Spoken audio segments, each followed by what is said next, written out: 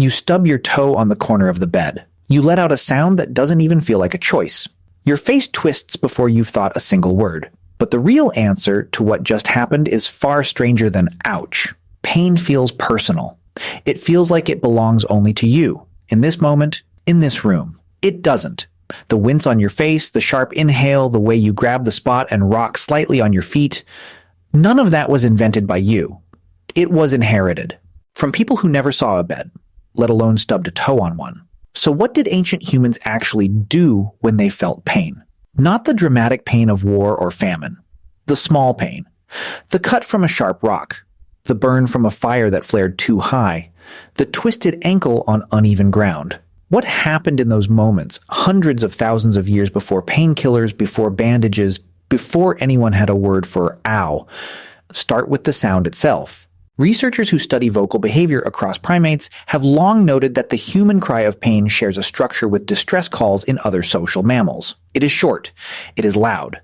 It rises sharply in pitch. That is not an accident of biology. It is a signal built by evolution to do one job: alert anyone nearby, instantly without translation. Think about why that matters. If you are alone, pain is just information for you, a warning to stop doing the thing that hurt you. But if you live in a group, pain becomes communication.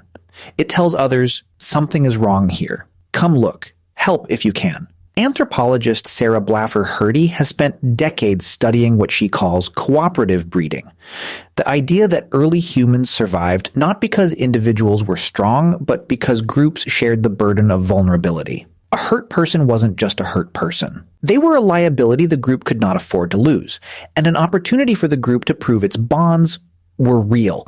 So the wince you make today, alone in your kitchen after touching a hot pan, is not really built for an audience of nobody. It's a leftover broadcast. Your nervous system doesn't know you're alone. It still performs the signal as if someone might be listening, because for most of human history, someone usually was. Here's where it gets stranger. Pain in early human groups wasn't just tolerated.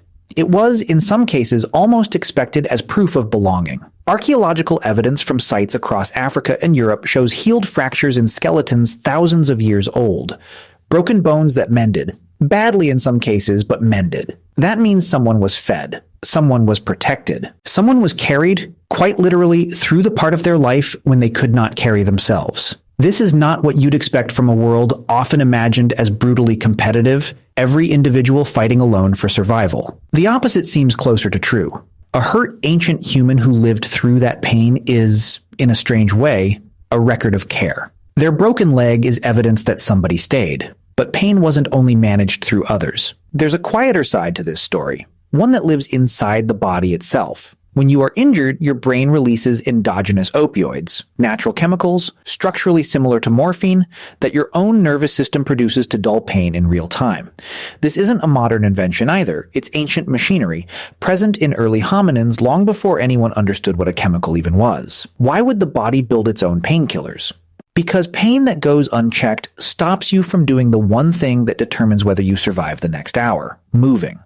A twisted ankle that hurt without mercy would have meant lying still on open ground. In a world full of predators that did not negotiate. A body that can dull its own pain just enough to keep walking, keep climbing, keep reaching the group before dark. That body lives longer. That body has more children. That mechanism gets passed down. So when you take an ibuprofen for a headache today, you're not introducing the concept of pain relief to your body. You're outsourcing a job your body has been quietly doing for itself for an extraordinarily long time. Now here's the twist that researchers in pain science have only recently begun to fully map. Pain is not actually a direct readout of tissue damage. It is, in large part, a prediction. Neuroscientist Lorimer Moseley, who has spent much of his career studying chronic pain, has argued that your brain doesn't just respond to injury, it constructs the experience of pain based on context, expectation, and perceived danger. Two people with the exact same physical injury can experience wildly different levels of pain depending on what their brain believes is happening and how threatened it feels. This explains something deeply strange about ancient survival. A hunter, mid-chase, can sustain a serious injury and barely notice it until the danger has passed. Soldiers in modern conflict have reported the same thing. A wound that should be agonizing, felt as almost nothing, until safety returns and the pain arrives all at once. Your ancestors' brains were running the same calculation, constantly, every single day. Is this dangerous right now? Then suppress the signal. Is it safe now? Then let the pain through. So you finally rest, finally protect the area, finally let it heal. That single mechanism explains a small mystery from your own life. Why a stressful week at work seems to make every ache feel sharper the moment you finally sit down on a Friday night. Your brain wasn't ignoring the pain all week. It was deciding, moment by moment, that there were more urgent threats to deal with first. There's a social layer to ancient pain too, one that's easy to miss. Pain rituals, scarification, certain forms of communal endurance, shared physical hardship, show up across an enormous range of early human cultures.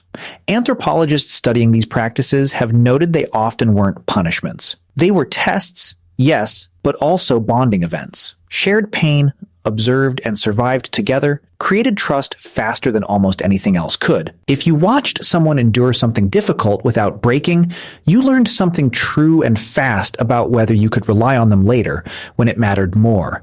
Is that so different from what happens between people today? In a hospital waiting room, holding the hand of someone in pain? Probably not. The instinct to stay, to witness, to not look away from someone else's hurting, that instinct has a deep and specific evolutionary fingerprint on it. So what did ancient humans actually do when they felt pain? They cried out, and the cry worked exactly as designed. A primate distress signal aimed at anyone close enough to help. Their bodies released their own quiet chemistry to dull what couldn't be avoided, just enough to keep them moving toward safety. Their groups fed them, protected them, occasionally carried them, long enough for broken bones to knit back together. And their brains, running calculations far older than language, decided in real time how much of that pain they were even allowed to feel. None of that machinery has gone anywhere. It is sitting underneath your skin right now, exactly as it was. When you flinch at a stubbed toe in an empty kitchen, you are not malfunctioning. You are running a system built by people who needed that exact reaction to survive a world that had no doctors, no painkillers, and no guarantee that tomorrow would come. The real answer to what just happened in that kitchen is not strange at all once you see it clearly. It is the oldest kind of honesty your body has. Pain was never really about the toe. It was always about everyone standing close enough to hear you.